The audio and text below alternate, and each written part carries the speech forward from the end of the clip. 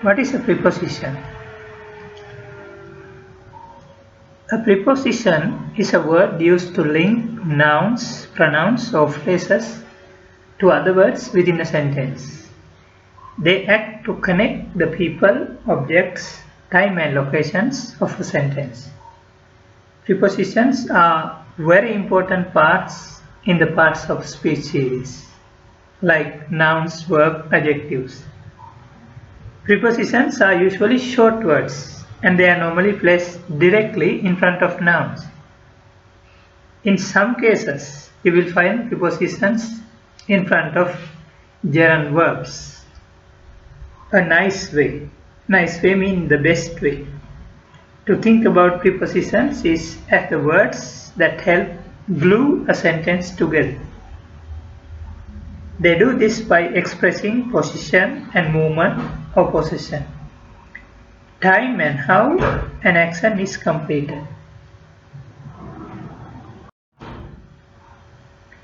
These are the very few basic prepositions for you to understand with the pictures. We are going to give you more examples for better understanding. There are two very important rules to remember. The first rule, it is that to make sentence clear, specific prepositions are needed. For example, the preposition in means one thing and the preposition on cannot substitute for it in all cases. There are some exceptions. Some prepositions are interchangeable, but not always. The correct preposition means one particular thing and using a different preposition or proportion will only give the sentence a very different meaning.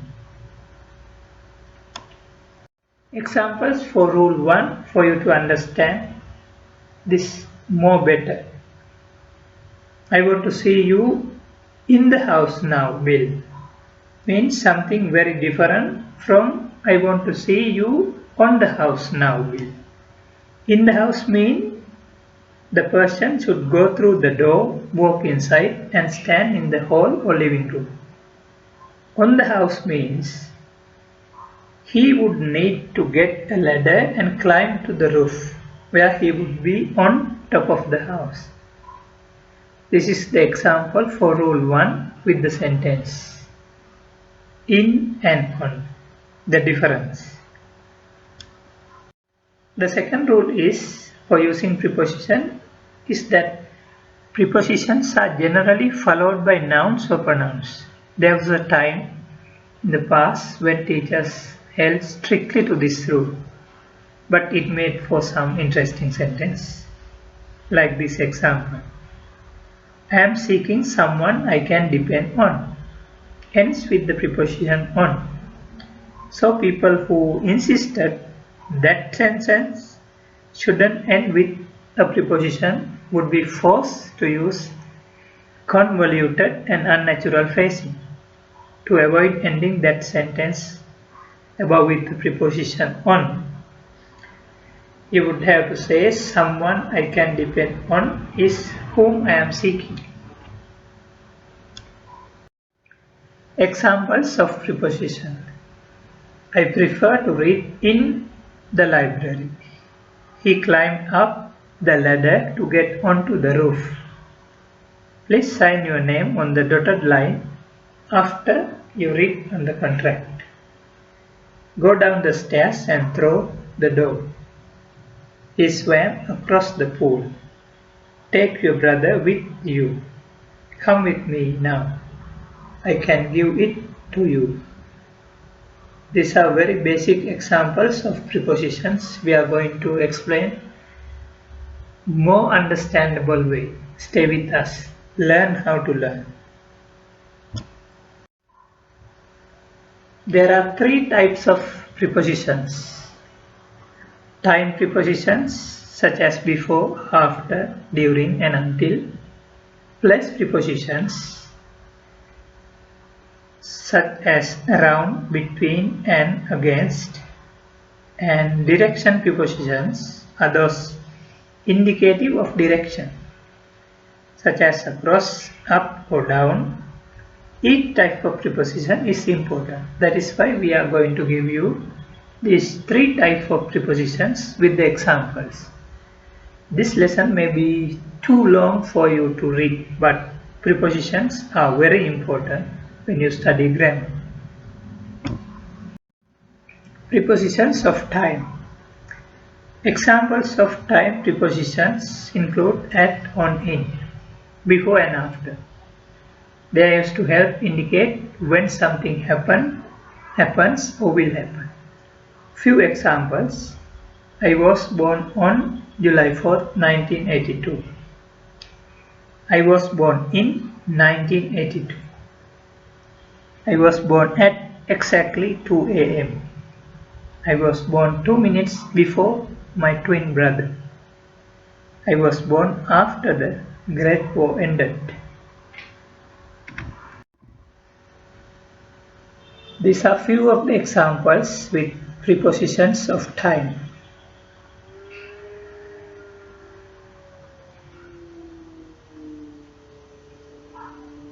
Have a brief look and understand these prepositions of time.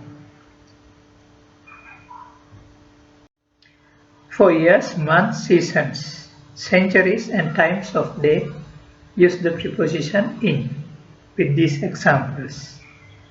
I first met John in 1987. It's always cold in January. Easter falls in spring each year. The Second World War occurred in the 20th century. We eat breakfast in the morning, not on the moon. For days, dates and specific holidays, use the preposition on. We go to school on Mondays, but not on Sunday. Christmas is on December 25th. Buy me a present on my birthday. For times, indicators of exception and festivals, use the preposition at. Families often argue at Christmas time. I work faster at night. Her shift finished at 7 p.m. Before and after. Before and after should be much easier to understand than the other examples of prepositions of time. Both are used to explain when something happens or will happen, but specifically in relation to another thing. Before I discovered this coffee shop, I used to go straight home after work. In this example, you can see we use before with related to another thing. Before I discovered this coffee shop is related to I used to go straight home after work. We will not leave before 3 p.m. David comes before Brian in the line, but after Lois. Relation to another thing. Other prepositions of time. This could include during, about, around, until and throughout. The concert will be staged throughout the month of May. That means whole month. I learned how to ski during the holidays. I learned how to stay motivated during these holidays. He usually arrives around 3 p.m. It was about 6 in the morning when we made it to bed. The store is open until midnight. Prepositions of place. To confuse matters a bit, the most common prepositions to indicate time. On, at, in. The examples are little clearer with the rules. The cat is on the table. The dogs are in the kennel. We can meet at the crossroads. On is used when referring to something with a surface. The sculpture hangs on the wall. The sculpture hangs on the wall. The images are on the page. The images are on the page. The specials are on the menu, which is on the table. In is used when referring to something that is inside or within confined boundaries. This could be anything, even a country. Jim is in France, visiting his aunt in the hospital. These are confined boundaries. The orange juice is in the glass, in the fridge, inside, within the fridge. The girls play in the garden. Confined boundaries. At is used when referring to something at a specific point. The boys are at the entrance or at the movie theater. He stood at the bus stop or at the corners of high streets. We will meet at the airport. Something at a specific point. Prepositions of direction or movement. Prepositions of movement are quite easy to understand as they are less abstract than prepositions of place and time. Essentially, they describe how something or someone moves from one place to another. This is the best way to understand preposition of movement from one place to another. Remember this. He has gone on vacation to France. She went to the bowling alley every Friday last summer. I will go to bed when I am tired. They will go to the zoo if they finish their errands. Across and through. Across refers to moving from one side to another. Mike traveled across America on his motorcycle. Rebecca and Judy are swimming across the lake. Through refers to moving directly inside something and out the other end. The bullet Ben shot inside went through the window, outside the other end. The train passes through the tunnel, inside to outside. Into refers to entering or looking inside something. James went into the room, entering to the room. They stare into the darkness. Another examples up, over, down, past and around indicate directions of movements. Jack went up the hill. Jill came tumbling down after. We will travel over rough terrain on our way to Grandma's house. The horse runs around the track all morning. A car zoomed past the track on the highway. Summary. In fact, it is interesting to note that prepositions are regarded as a closed class of words in the English language. This means, unlike verbs and nouns, no new words are added to the prepositions. They are mostly common.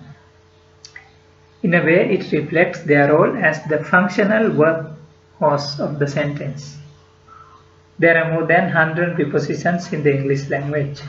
In addition, there are endless possibilities for creating prepositional phrases that begin with the preposition and end with a noun or pronoun. In another lesson, we are going to help you how to identify preposition in a sentence. This lesson is only for what are prepositions. We hope you enjoyed with this lesson. So make sure you stay with us till we meet in another lesson, how to identify preposition. If you learn something, learn, like, share and subscribe. See you soon.